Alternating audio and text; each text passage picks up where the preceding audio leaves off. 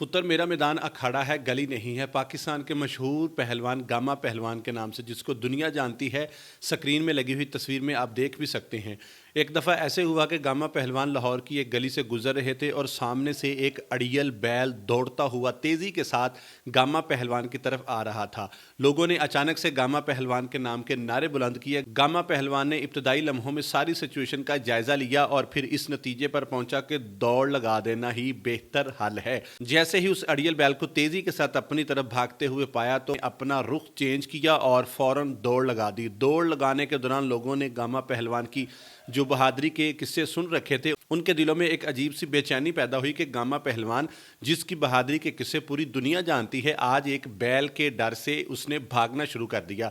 जैसे ही भागते भागते अचानक एक घर आता है, गामा पहलवान छलांग लगाते हैं और उस घर के अंदर घुस जाते हैं और अपनी जान को बचा लेते हैं। बैल भागता हुआ दूसरे रास्ते में चला जाता है और गामा पहलवान अपनी जान बचा लेता है।